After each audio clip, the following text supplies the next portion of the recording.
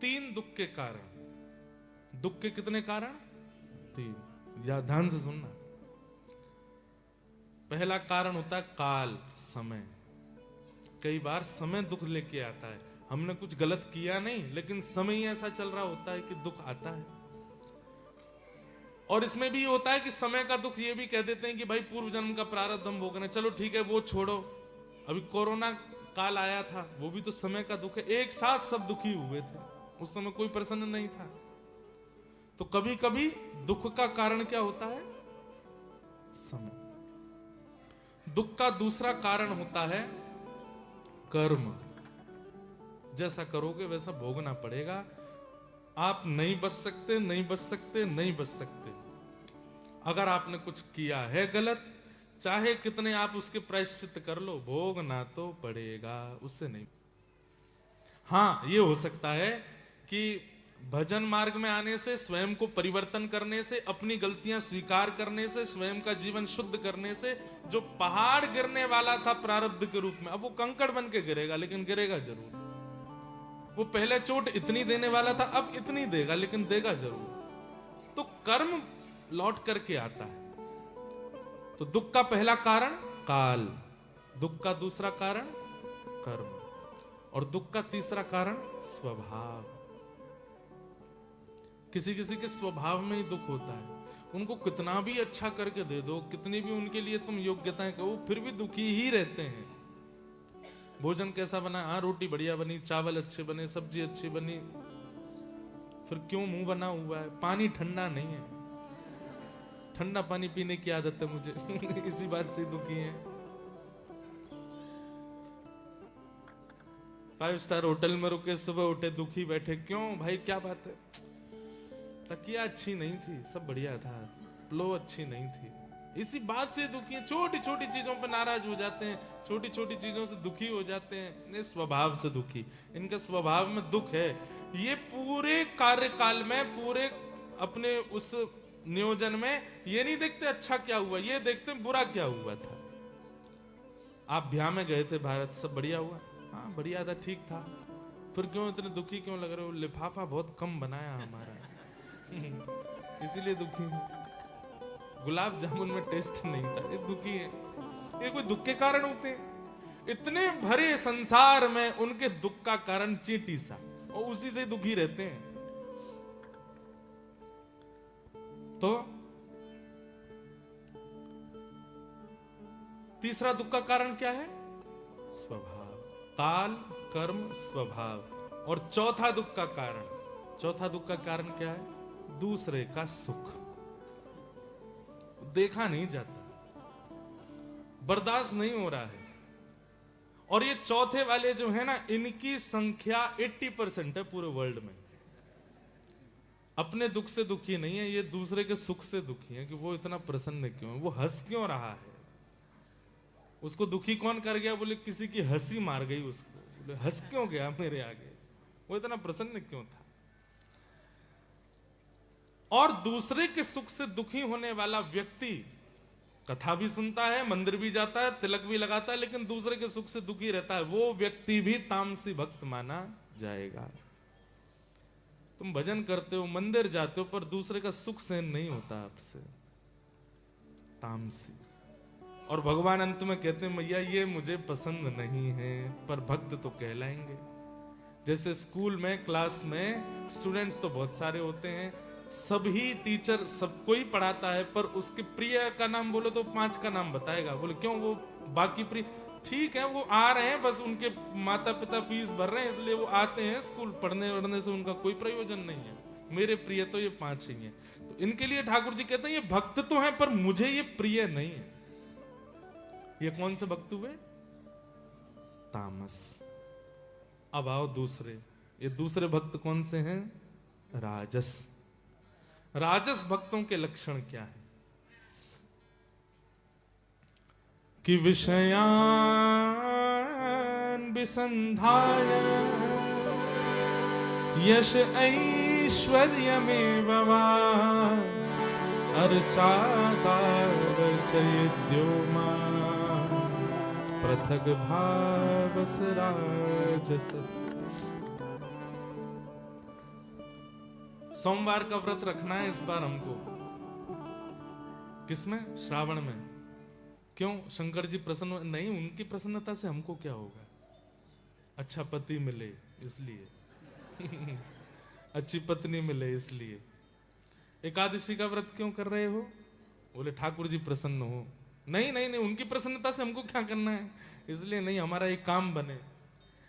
किसी व्यक्ति से पूछा, मैं बहुत व्रत रखते हो यार, बोले कि ये वाला व्रत इनकी प्रसन्न, ये वाला व्रत इस काम के लिए, ये वाला व्रत इस काम के लिए, ये वाला व्रत इस काम के लिए। मतलब वो तप करते हैं, पर तप में भगवत प्रसन्नता उनकी इच्छा नहीं होती है।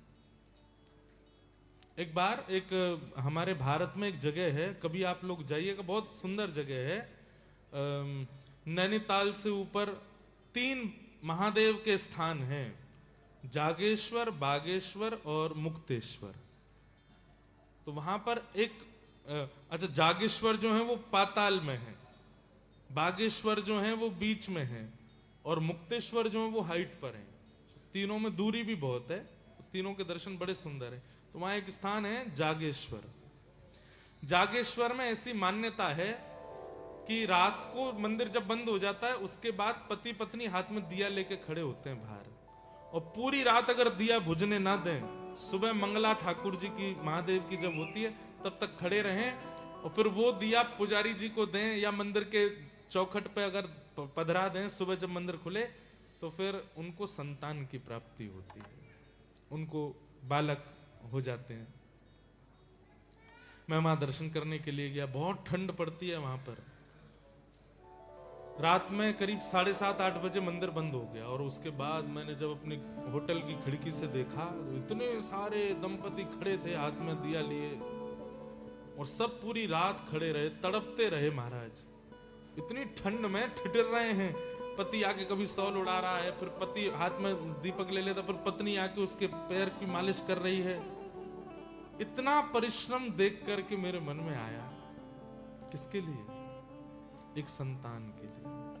और वही संतान जब 10, 12, 15, 18 वर्ष का होकर के उल्टा सीधा बोलता है, तो इनको ये लगता है कि क्यों ही हो गया ये, इसके लिए हमने इतना तप किया। अगर हमें पता चल जाए कि ये क्रिया करने से ऐसा होता है, भगवान की बड़ी दया की ब्रिस्बेन नदी का कोई ऐसा नियम नहीं, अगर यहाँ की बना दिए जाए कि एक बार ब्रिस्बेन नदी में ये पधरा दो तो आपके ये काम बने, तो भीड़ लग जाए यहाँ पे।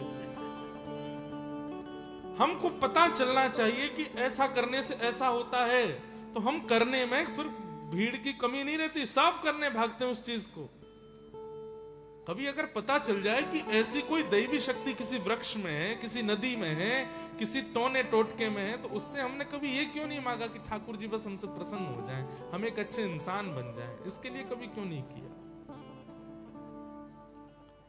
ऐसे भक्तों को क्या कहते हैं? राजस भक्त, जो केवल बड़े से बड़े तप कर लेते हैं, बड़े से बड़े अनुष्ठान कर लेते हैं, लेकिन उसके पीछे कामना घोर संसारी होती है, घोर संसारी। उसे कहते हैं राजस भक्त। कि विषयान भिसंधाय यश ऐश्वर्य में वा। ये भगवान के भजन किस लिए करते हैं? यश की प्राप्ति के लिए। मेरा खूब यश हो जाए, मुझे खूब ऐश्वर्य प्राप्त हो जाए, मुझे खूब संपत्ति मिल जाए। मतलब कुल मिलाकर के नाम ही है राजस।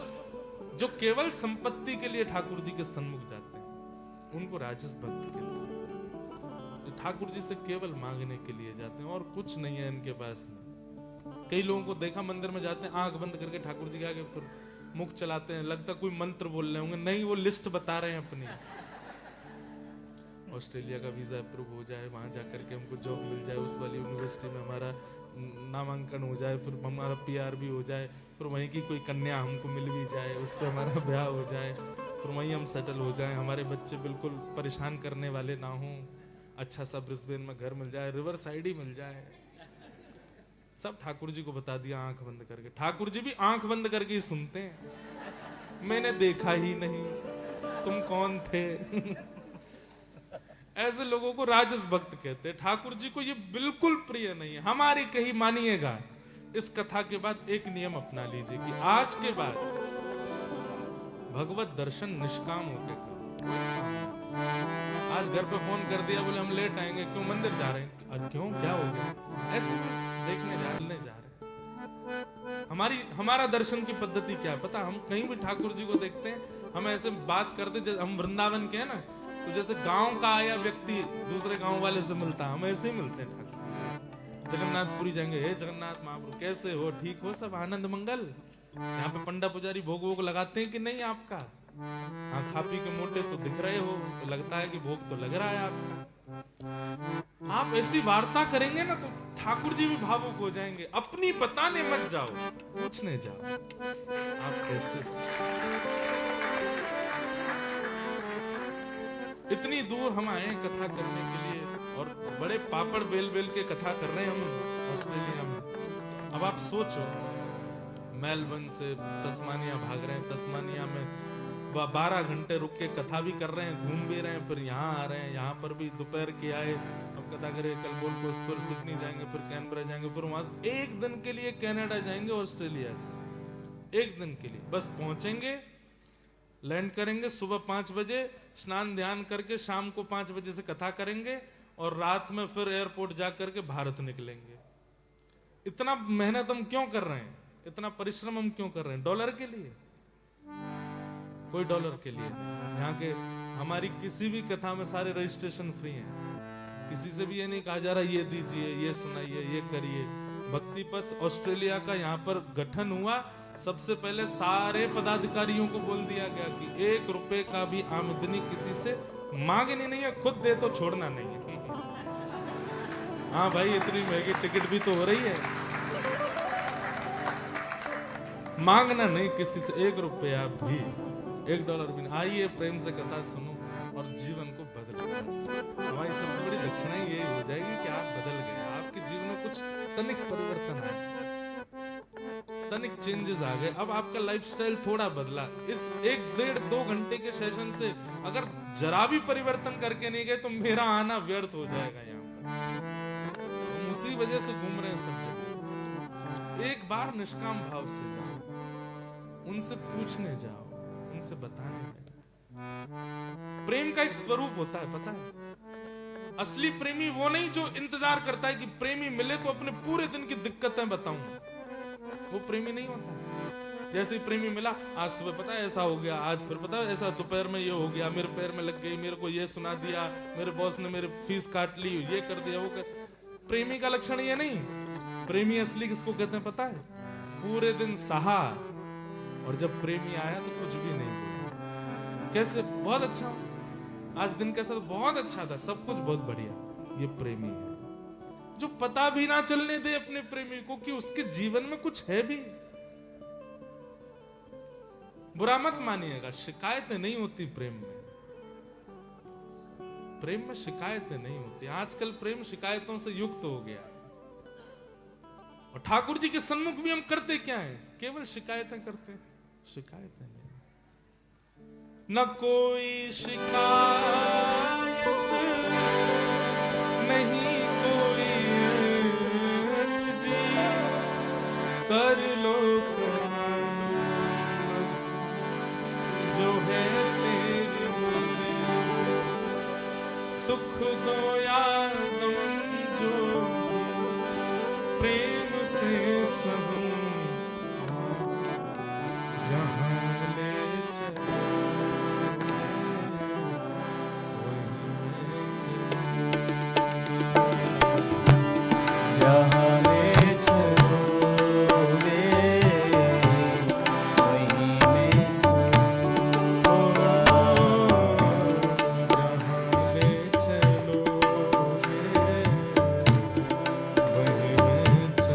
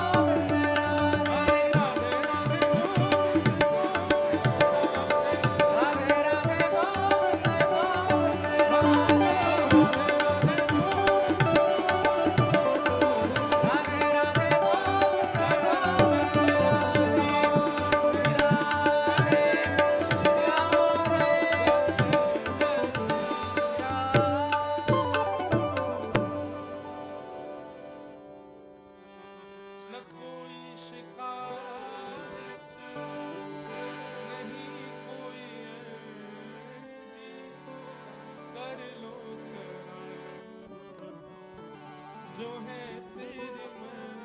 हमें बस इतना दे दो आप, हमारे नेक्स्ट ब्रिस्बेन विजिट तक ठाकुर जी के सामने निष्काम भाव से जाओ, बस 1 साल करके देखो। और जब 1 साल बाद आए ना तो पर्सनली बताइएगा कि आपको क्या फील हुआ। कोई कामना नहीं, स्वप्न में भी नहीं, घर बैठ करके भी नहीं, कुछ नहीं। कुछ बिगड़ता है, कुछ बनता है, कुछ होता है, कुछ वो सब बातें ठाकुर जी से आप कहते ही नहीं हो। वो अपनी पर्सनल चीजें आप अपने पर्सनल तक ही रखते हो, ठाकुर जी को नहीं बताते। कभी मंदिर जाते हैं, कभी ठाकुर जी के दर्शन करते हैं, अपने घर के ठाकुर जी की सेवा करते हैं। बाहर भले ही रोए हैं, बाहर भले ही परेशान हुए, रात भर सोए नहीं, पर अपने ठाकुर जी के सामने गए हंसते हुए, नाथ आपकी बहुत कृपा है, सब बहुत अच्छा है, कम से कम सांस तो चल रही है, हाँ भोजन तो कर रहे हैं, जीवित तो हैं, सब आनंद है। अच्छा ये भी एक प्रकार का टोंट हो जाता है, ये भी मत बोलना, ये भी तो टोंट ही है। सांस तो चल ही रही है तो उसका मतलब ओ हो तो बाकी सब खराब है। प्रेम करो ठाकुर जी से, और प्रेम में ये नहीं, अपने दुख नहीं बताए जाते, अपने कष्ट नहीं गिनाए जाते। और दूसरी बात, उससे कहा जाता है, उसको बताया जाता है जिसको पता नहीं है। तुम जानत सब जानते हैं, तुम जानत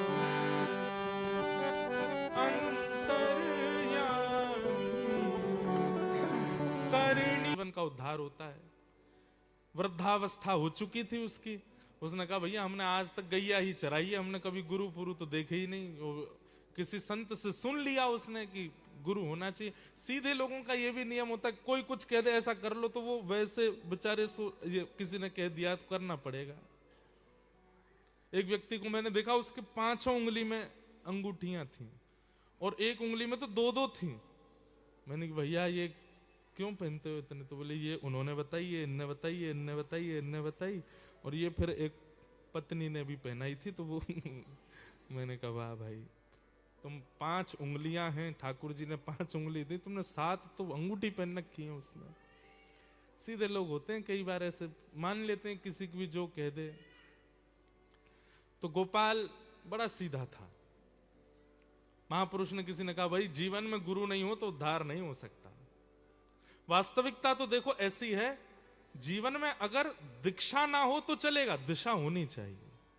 अगर किसी की दिशा नहीं है आपके जीवन में तो उद्धार संभव नहीं है। इसलिए दिशा तो होनी चाहिए, और फिर जिससे दिशा मिले उसी से दीक्षा मिले, ऐसी भावना हो। तो अब गोपाल आज तक तो केवल उसको इतना इसी काम से फर्क पड़ता था कि मेरी गैयाओं ने चारा खाया कि नहीं खाया, मेरी गैया चर के आई कि नहीं आई, मैं इनका दूध निकाल लूं। और उसकी गाय नहीं थी, वो गांव की गाय लेके जाता था। जैसे मान लो आप सब गांववासी, आप सबके घर की एक गाय, आप सब इतने व्यस्त तो चरा नहीं पाते। एक मैं आया, मैंने कहा लाओ चलो मुझे दे दो, शाम को जो मिले मुझे दे देना आप लोग। सबकी गाय इकट्ठी करके ले जाता था चराने के लिए गोपाल। तो आज तक तो उसने इसी बात पर ध्यान दिया कि गैयाओं का कैसा क्या है, और उसने अपने निज जीवन का भी विचार नहीं किया। लेकिन आज पहली बार जब किसी से सुन लिया कि जीवन में गुरु होने चाहिए, तो अब गुरु खोजने लगा। गुरु जी कौन, गुरु जी कौन, मेरे गुरु कब मिलेंगे, मुझे गुरु कहां मिलेंगे।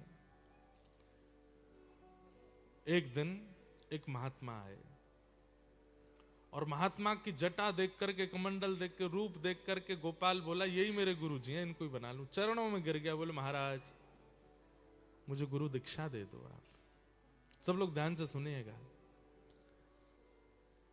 गुरु जी बोले अच्छा दीक्षा चाहिए? बोले हाँ, चलो आओ नहा धो के आओ, बैठो बताते हैं। बोले सुनिए पहले हमको नियम बता दो फिर दीक्षा लेंगे। तो पता चली पहली दीक्षा दे दी आपने, बाद में हमसे नहीं हुआ कुछ भी। तो गुरुजी ने नियम बता दिए। पहले ही बोले देखो रोज सुबह स्नान करके और इतना तुमको मंत्र करना पड़ेगा। बोले क्या मंत्र करना पड़ेगा? गुरुजी ने मंत्र सुनाया तो बोले ये तो मुझे समझ में ही नहीं आ रहा है, ये तो मेरे पल्ले ही नहीं पड़ रहा, मैं इतना पढ़ा लिखा नहीं कि ये मंत्र बोल सकूं।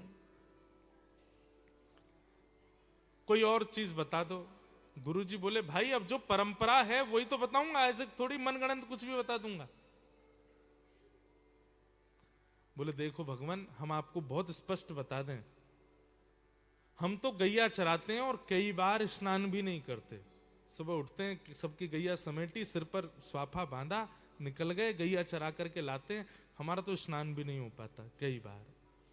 और ये मंत्र आदि करना, नियम जाप पूजन आदि करना, ये सबसे मैं दूर दूर तक मेरे को पता ही नहीं है कैसे होता है। और अब मेरी इतनी आयु नहीं है कि मैं सीखूं, पहले हूं, सीखने में ही मेरा जीवन निकल जाएगा। गुरुजी बोले तो फिर दीक्षा काय को चाहिए, रहने दो। बोले नहीं, दीक्षा तो चाहिए, दीक्षा तो मुझे चाहिए, कोई बोल के गया गुरु बनाने हैं। तो गुरुजी बोले चलो तो फिर एक काम ऐसा बता दें जो तुम कर सकते हो। बोले क्या?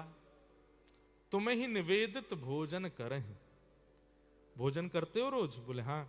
बोले भोजन पहले ठाकुर जी को कराना, फिर खाना, इतना तो कर सकते हो? बोले हाँ ये तो कर सकता हूं, कई बार तो मैं अपने बच्चों को पहले खिला देता हूं। बोले बस वैसे ही जैसे बच्चों को पहले खिला देते हैं फिर स्वयं पाते हैं, जैसे माँ करती है, बच्चों को पहले तृप्त करती है फिर स्वयं पाती है, पति को पहले पवाती है, ऐसे ही आज से तुमको करना है, पहले ठाकुर जी को खिलाओ फिर स्वयं खाओ। गोपाल बोला ये आपने बहुत बढ़िया बताया गुरुजी, इससे मेरा उद्धार हो जाएगा? बोले बिल्कुल हो जाएगा। नियम करने वाले, मंत्र करने वाले, जाप करने वाले का जैसा उद्धार वैसा ही तेरा होगा, तू ये कर ले। भाई देखो, बच्चे बोले तो समझ आए, बड़े नहीं बोले। एक बार कोई जाके बोल दो, बच्चे उधम मचा में चले, बड़े भी उधम मचा रहे हैं ब्रिस्बेन के। आनंद है सब, दिल तो बच्चा है जी, हो गए बड़े क्या हो गया। इधर देखो, तो गोपाल को बोल गए, बोले कि क्या करना है? ठाकुर जी को निवेदित करके पाना है। लेकिन गुरु जी ने ये नहीं बताया था कि ठाकुर जी केवल भाव में आएंगे, ठाकुर जी की सामने प्रतिमा होगी, चित्र होगा, प्रत्यक्ष नहीं आएंगे ठाकुर जी। उसको लगा कि जैसे हमारे बच्चे आके बैठ जाते हैं सामने, पत्नी आके बैठ जाती है, ऐसे ठाकुर जी बैठ जाएंगे। जहां भी गैया चराने जाता था, पत्नी भोजन लेके आती, पत्नी से कहता तुम जाओ हम खा लेंगे। हाँ, गुरु जी ये भी कह के गए कि गुप्त रखनी चाहिए गुरु की बताई गई बातें, नियम, ये रहस्य होता है। तो पत्नी को बोलता भोजन धर दो, जाओ। बोले हमारे सामने पालो, हम पवा देते। नहीं नहीं, हम खुद पाएंगे, जाओ। पत्नी बोलती ऐसे क्यों कर? अरे अब बुढ़ापा आ गया, अब खुद सीखना पड़ेगा। कल को तुम हमसे पहले चली गई तो तुम आदत लगा दोगी अपने हाथ से पवाने की, वो हमको खुद सीखना पड़ेगा। पत्नी बोली मतलब पक्का है कि पहले मैं जाऊंगी? बोले हम बात बोल रहे हैं, तुमको भी सीखना चाहिए, तुम भी हमारी प्रतीक्षा मत किया करो कि हम पाए उसके बाद पाओगी, तुम भी पा लिया करो और हम भी अपने आप देखा करेंगे। पत्नी बोली ठीक है। अब सीधे साधे लोग ज्यादा बात थोड़ी करते हैं। पत्नी चली गई, उसने बर्तन खोले, सब सामग्री सामने रखी, ज्यादा कुछ तो होता नहीं था, मोटी रोटियां, कुछ गुड़ और कुछ मिर्ची वगैरह, सलाद, मूली, गाजर, बस। सब्जी तो बनती नहीं थी ज्यादा गरीब लोगों के यहाँ, गरीबी था बेचारा। सामने धर दिया, गोपाल, गोविंद, ठाकुर जी, आपके जो भी नाम है मुझे ज्यादा तो आते नहीं, आ जाओ पालो। गुरु जी कह के गए आपको पवाना है फिर पाना है। और ऐसा बुला के फिर ढूंढता कहां से आ रहे हैं, कब आएंगे।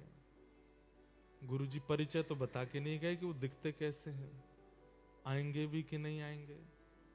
तो बेचारा जैसे पशु पक्षियों के लिए दाना लेके घूमते हैं, ऐसे घूमता था सब जगह। आप कहाँ रहते हैं? अरे ठाकुर जी, अरे भगवान जी आ जाओ। गुरु जी कह के गए पहले आप पाओगे फिर मैं पाऊंगा। पूरे दिन ठाकुर जी का इसी भांति स्मरण करता, जगह जगह घूमता, नदी के किनारे जाता, वन में जाता, पहाड़ पर जाता, ठाकुर जी आओ पहले पाओ फिर मैं पाऊंगा। रात हो गई, ठाकुर जी नहीं आए। गुरु आज्ञा है, ठाकुर जी नहीं पाएंगे तब तक मैं पा नहीं सकता। रात भर ठाकुर जी नहीं आए तो रात को सारी सामग्री समेट करके गैयाओं को खवा दी, भूखा सो गया। एक रात निकल गई, दूसरा दिन आया, आज ठाकुर जी आएंगे, कल व्यस्त रहे होंगे कहीं पे। दूसरे दिन फिर पत्नी भोग लेके आई, सब सामग्री सजाई, बैठ गया, ठाकुर जी आओ पाओ भोग लगाओ फिर हम पाएंगे। फिर से ढूंढा, कल जहां गया अब दूसरी जगह गया कि वहां तो मिले नहीं थे, यहां मिल जाएंगे। सब जगह ढूंढा, ठाकुर जी नहीं मिले। 1 दिन, 2 दिन, 3 दिन, 10 दिन, 15 दिन निकल गए। अब तो आंखें गड्ढे में जाने लगी, हाथों में कंपन शुरू हो गया, वृद्धावस्था है, मुख सूखने लगा, आंतें सूखने लगी। पत्नी कहती मुझे आप ठीक नहीं लग रहे हैं, आपको देख करके अब ऐसा लगता है कि जैसे कोई रोग हो गया है क्या आपको? बोले मैं वृद्ध हो गया हूं ना। बोले वृद्ध तो हो गए वो तो पता, पर इतने ज्यादा आपसे चला भी नहीं जाता, आपसे बैठा भी नहीं जाता, आप कुछ बोल भी नहीं पाते, आप भोजन तो करते हैं ना समय से? बोले हाँ मैं सब पाता हूं, तुम चिंता मत करो। लेकिन वो रोज जाते ठाकुर जी को निवेदित करते, ठाकुर जी नहीं आते तो रात में सब गैयाओं को खिला देते। गुरु आज्ञा।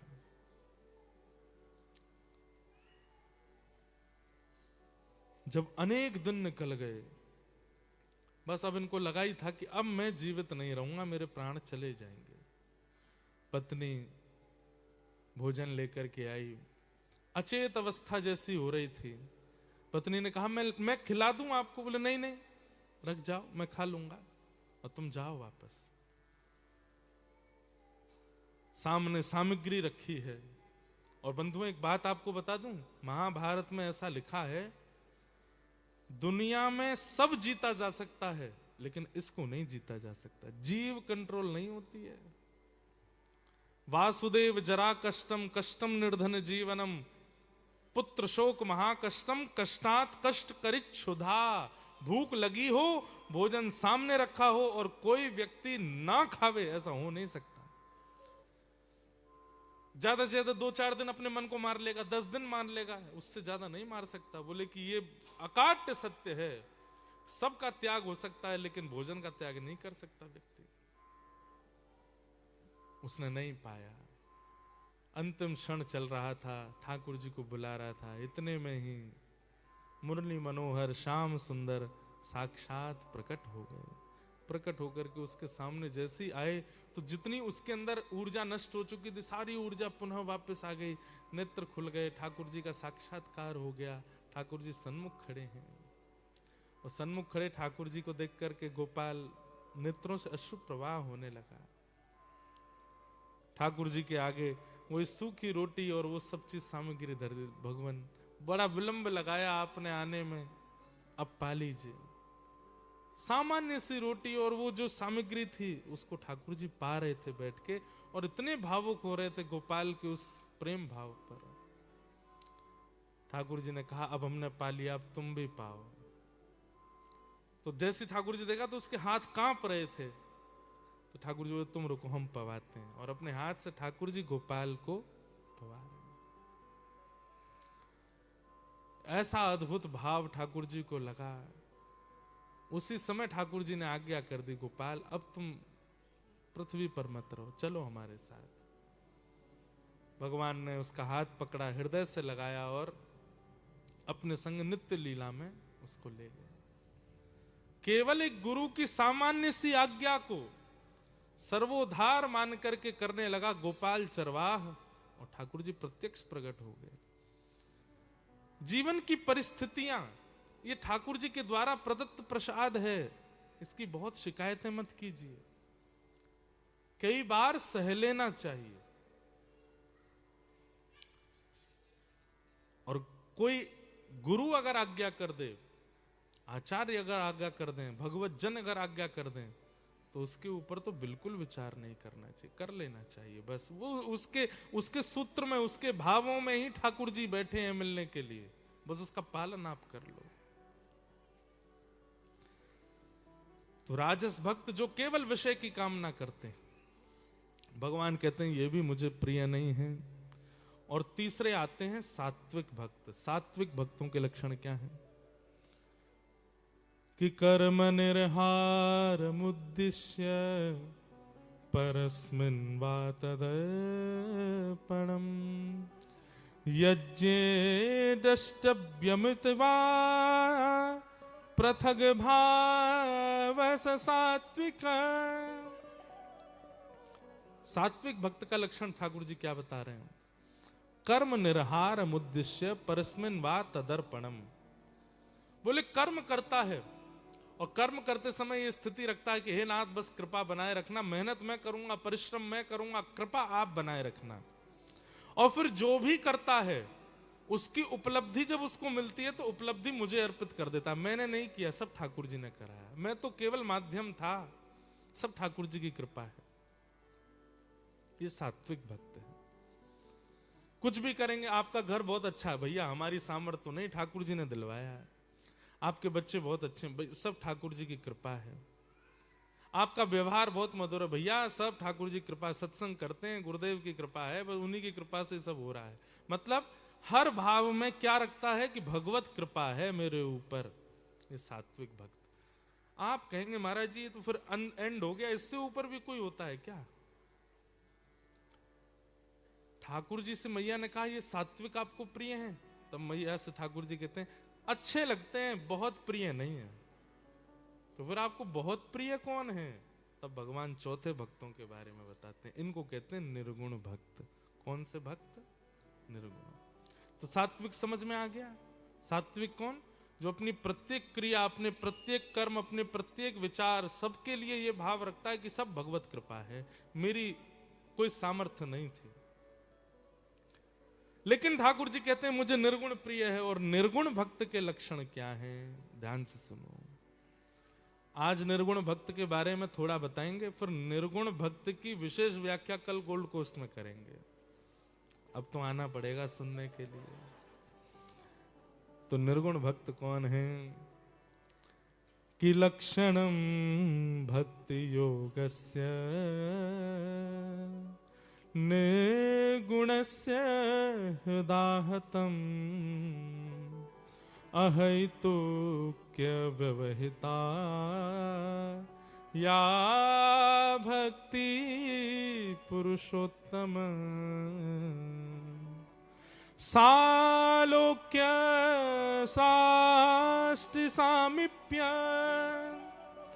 सारूप्यैकत्वमप्युत दीयमानं न गृह्णन्ते बिना मत्सेवनं जना। भागवत जी के श्लोक इतने सुंदर होते हैं। जब कहीं के भी श्लोक बोलते हैं ना तो एक सामान्य फीलिंग आती है, पर भागवत के जब श्लोक बोलते हैं ना ऐसा लगता है श्री कृष्ण ही बोल रहे हैं। श्री कृष्ण की शब्दावली कैसी रही होगी भागवत के श्लोकों जैसी। ठाकुर जी क्या कह रहे हैं? ठाकुर जी कह रहे हैं जिनमें भक्ति के लक्षण होते हैं। और भक्ति के लक्षण क्या होते हैं?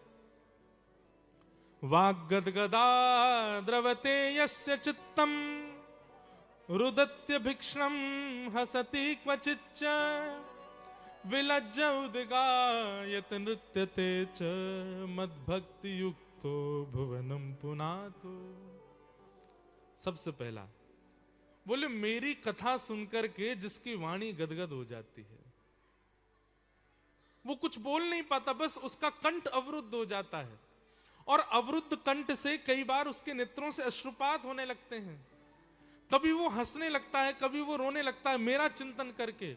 और विलज्ज उद्गायत नृत्यते च, कभी मेरा कीर्तन सुनकर के वो ये लज्जा नहीं रखता कि शर्म नहीं करता कि ये क्या सोचेंगे वो क्या सोचेंगे। जैसे ही सुनता है मेरा कीर्तन हो रहा है तो विलज्ज होकर के नृत्य करने लगता है। मद भक्ति युक्तो भुवनम पुनातु, ये मेरी भक्ति से युक्त व्यक्ति का लक्षण है। वो संसारी विषयों में नहीं रोता है, ठाकुर जी की याद में रोता है, ठाकुर जी के विरह में रोता है। कितने ऐसे भक्त हैं, मेलबर्न में ऐसे कई भक्त थे, वो केवल इसलिए रो रहे थे कि भाई हमारे मेलबर्न में कोई ब्रजवासी आया है, इसीलिए रो रहे हैं। कोई ब्रज से आया है, कोई भगवत भक्त आया है। अब उनके उस रुदन को देख करके मैं पूछ रहा हूं आप क्यों रो रहे हो? बोले बस आज तक ये लगता था कि हम ऐसी धरती पर रह रहे हैं जहां गौ मांस खाते हैं, जहां पर गौ हत्या होती है, जहां पर सब कुछ होता है, पर अब हमको रहने के लिए एक बहाना मिल गया। मैंने क्या बहाना? बोले कि अब इस मेलबर्न में, इस ऑस्ट्रेलिया में एक ब्रजवासी घूम रहा है, तो उसके आगमन से ब्रज की थोड़ी रज आ गई है। तो कोई भैया मेरी प्रशंसा मत समझियो, वो डंडा मारेंगे नहीं तो ठाकुर जी। मैं तो एक बात बता रहा हूं, एक वैष्णव की, वो क्यों रो रहे थे कि अब हमें ये एक बहाना मिल गया यहाँ रहने का। बोले महाराज जी मैंने ये भी कहा, मैंने कि बहाना चाहिए, क्यों क्यों रह रहे हो, किसी ने बांधा यहाँ पे, चल दो भारत। बोले महाराज जी अब आ गए हैं यहाँ पर, निर्वहन करना है, कर्म के कोई ऐसे बंधन थे कि जिसके कारण आना पड़ा यहाँ पर, तब आ गए हैं, तो कोई बहाना नहीं मिल रहा था, यहाँ क्यों रहे, अब मिल गया। अब कोई अगर यमराज भी कहेगा ना मृत्यु के बाद क्यों रहे थे ऐसे देश में जहां गौ मांस खाते थे लोग, तो कह देंगे भाई ब्रजवासी घूम के गए थे वहां पे, उनकी ब्रज के रज के कण पड़े थे वहां पे, इसलिए रह रहे थे हम। तो ये भक्त के लक्षण है। भक्ति युक्त व्यक्ति के लक्षण ठाकुर जी कहते हैं ऐसे मुझको बहुत अच्छे लगते हैं। इनकी कोई कामना नहीं है, इनकी कोई विचारधारा में कोई और बात ही नहीं है। ये ठाकुर जी से भी पता क्या कहते हैं, कुछ मत दो ना हमसे कुछ लो, बस क्या बोले, राजी रहो, प्रसन्न रहो, आप हंसते रहो। एक हमारे हरिवंश परंपरा का एक पद है, मुझे याद नहीं आ रहा, बस राजी रहो, मुखो हंसो मुख बैन, ऐसे करके एक बहुत अच्छा पद है हरिवंश परंपरा का। ये भक्त के लक्षण है। और भगवान कहते हैं निर्गुण भक्त की स्थिति कैसी होती है, बोले 4 प्रकार की मुक्ति होती है, सालोक्य, सृष्टि, सामिप्य और एकत्वम। बहुत ध्यान से सुनना, 4 प्रकार की मुक्ति। अच्छे कर्म करने वाले, भजन करने वाले, अच्छे कर्म करने वाले जब मृत्यु को प्राप्त होते हैं तो उनको स्वर्ग मिलता है, पर भजनानंदियों को मुक्ति मिलती है। एक बात याद रखिएगा, स्वर्ग भी मुक्ति नहीं है। अच्छे कर्म करने वाला व्यक्ति जब उसके बहुत पुण्य हो जाते हैं तो उसको स्वर्ग भेजा जाता है। स्वर्ग is kind of a 7 star 8 star hotel. हाँ, जैसे आप पे बहुत ज्यादा पैसा है तो आप महंगे होटल में जा सकते हो, आपने काउंटर पर जाके पैसे जमा कर दिए तो उतनी देर के लिए आपको कमरा मिल जाएगा। अब कमरे में रखी हर वस्तु पर आपका अधिकार है, आप चाहो तो सेब खाओ, आप चाहो तो पानी पियो, आप चाहो तो बैल बजा करके कुछ खाने को मंगा लो, बालकनी आपकी, बिस्तर आपका, बाथरूम आपका, सब कुछ आपका। यहाँ तक कि जो स्टाफ काम करता होटल में उनको बार बार फोन कर करके बुलाते रहो, आते रहेंगे, जी सर क्या करें बताओ, आपकी सेवा करेंगे। लेकिन कब तक, जितनी देर आपका, जितना आपने पैसा जमा किया उसमें जितनी देर मिलना चाहिए बस उतनी देर। जैसे मान लो आपने 12 घंटे के लिए किया है, एक दिन एक रात के लिए, तो एक दिन एक रात पूरे होते ही, चेकआउट टाइम होते ही फोन आएगा, पहली बेल बज जाएगी, सर चेकआउट टाइम आ जाओ। हाँ बस आ रहा हूँ 5 मिनट में। फिर 10 मिनट बाद फिर फोन आएगा, सर 10 मिनट हो गए अब आ जाओ। हाँ बस 10 मिनट और, सर हमको किसी और को भी रूम देना है, आ जाइए। 1 घंटा बाद तो फिर 9 के ही होगा गेट, सर निकल रहे हैं कि हम किसी को बुलाएं। अरे कल तक तो हमारी इतनी तुम हाजी हजूरी कर रहे थे। बोले सर अब जितना पैसा दिया उतनी देर रुक लिए, अब जाओ। फिर भी आप अधिकार मान लिए कि नहीं मैं तो नहीं जाऊंगा, तो फिर सीधे पुलिस आएगी और उठा के होटल से बाहर फेंक देगी। ऐसा ही स्वर्ग में होता है। आपने गंगा स्नान किया, आपने आश्रमों में कमरे बनवाए, आपने संत भोजन कराए, आपने अनाथालय में बच्चों को पढ़वाया, आपने गरीब कन्याओं के ब्याह किए, सबसे पुण्य मिलता गया। मृत्यु के बाद क्या होगा, उस पुण्य सेक्शन में जितने स्वर्ग में रुकने की आपकी अवधि बनी उतने दिन के लिए स्वर्ग मिलेगा। स्वर्ग कैसा है, कुछ भी खाओ मोटे नहीं होगे, कितना भी दौड़ो थकोगे नहीं, कितना भी भोग भोग लीजिए आपके चित्त पर कोई प्रभाव नहीं होगा। लेकिन जैसे ही आपके पुण्य घटने लगेंगे, घटते घटते घटते फिर सीधे इंद्र देवता चित्रकेतु से कहेंगे इसको बोलो, हो गया इसका टाइम पूरा। अब आप कितना भी कहो चित्रकेतु जी प्लीज 1 महीना और रहने दो ना, अब तो तुमको पुण्य क्षीणे मर्त लोकम बसंती, अब तुम्हारे पुण्य खत्म हो चुके हैं, पर मैं तो यहां रहना चाहता हूं। बोले दोबारा जाओ, पृथ्वी पर जाओ, किसी माँ के गर्भ से जन्म लो, फिर से पुण्य करना, और फिर जब पुण्य हो जाएंगे फिर आ जाना यहाँ पे, फिर रह लेना। ये है स्वर्ग। पर भजन करने वाले स्वर्ग नहीं जाते। भजनानंदी वो पुण्य भी करते हैं ना, गरीबों का ब्याह करा दिया, बालकों को पढ़ा दिया, मठ मंदिर बनवा दिए, आश्रम बनवा दिए, सबके बाद में जल लेते हैं और सबका पुण्य नारायणायति समर्पयामि, हमको जो भी पुण्य मिला हम ठाकुर जी को अर्पित करते हैं, हमें नहीं चाहिए। ये भक्त का लक्षण। और वो होते हैं मुक्त। और मुक्त होने वालों का क्या होता है, वो कभी पुनर्जन्म नहीं लेते, पुनर्जन्म न विद्यते। वो पृथ्वी पर कब आते हैं पता है, जब फिर से ठाकुर जी अवतार लेंगे तो ठाकुर जी की मां बन के, पिताजी बन के, भाई बन के, बंधु बन के, कहां तक कहें शत्रु बन करके भी वही आते हैं जो वैकुंठ में है। रावण कौन है, वैकुंठ का सेनापति है, द्वारपाल है जय। कुंभकर्ण कौन है, विजय। ये नंदरानी यशोदा और नंद बाबा कौन है, प्रश्नी सुतपा। ठाकुर जी जब अवतार लेते हैं तो उनके इर्द गिर्द रहने वाले ये सारे करेक्टर, मतलब एक प्रकार से वो है जैसे स्कूल में सारे बच्चों को तैयार करते हैं टीचर्स के, आज एनुअल फंक्शन है, स्टेज पर जाके तुमको नाटक करना है। ऐसे ही ठाकुर जी एनुअल फंक्शन करते हैं, कब, जब अवतार लेते हैं। सब वैकुंठ के लोगों को ही कहते हैं तुम राक्षस बनना, तुम हमारे मित्र बनना, तुम हमारे शत्रु बनना, तुमको बहुत मैया वाला भाव आता, चलो तुम मैया बन के चलना, आप हमारे पिताजी बन देना। सबको ठाकुर जी ऐसे लेके आते हैं। मतलब भगवद अवतार जब होता है उस समय कोई जीवात्मा नहीं आता है पृथ्वी पर, वैकुंठ वाले ही आते हैं सब। और भजनानंदियों को वैकुंठ मिलता है। लेकिन अब बात सुनो, 4 प्रकार की मुक्ति होती है, सालोक्य, सृष्टि, सामीप्य और एकत्वम। इसमें सालोक्य कौन सी होती है, सालोक्य मुक्ति का मतलब होता है केवल वैकुंठ मिल जाएगा। आप कहोगे वैकुंठ जाकर के भगवान के दर्शन, बोले चलते फिरते कभी दिख जाएं तो दिख जाएं, बाकी अब वैकुंठ में रहो तुम, भगवान के पास जाने की अनुमति नहीं है। हाँ, कभी तुमको जो कॉटेज मिला है उसके सामने से कभी ठाकुर जी चले जाए तो देख लेना। ये सालोक्य मतलब केवल लोक की प्राप्ति, भगवत दर्शन की गारंटी नहीं होती, कभी कभी हो जाएंगे।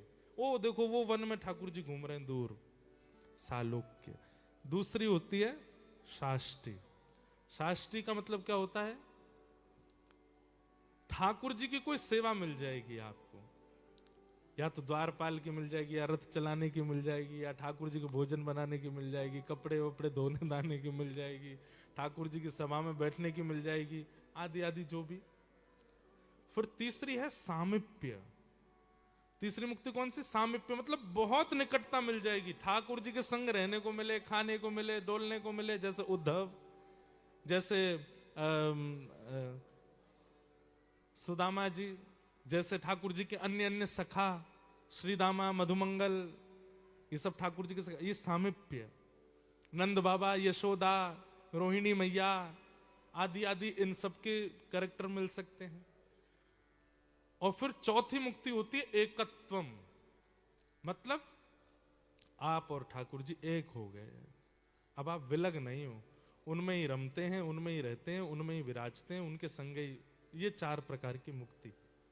लेकिन ठाकुर जी कह रहे हैं मैया जो मेरे निर्गुण भक्त होते हैं वो कैसे होते हैं, बोले दीयमान न ग्रहणंती। उनसे जब मैं कहता हूं कि मैं तुम्हें मुक्ति देना चाहता हूं तो वो कहते हैं अपने पास ही रखो, हमें नहीं चाहिए। तो बोले फिर क्या चाहिए तुमको,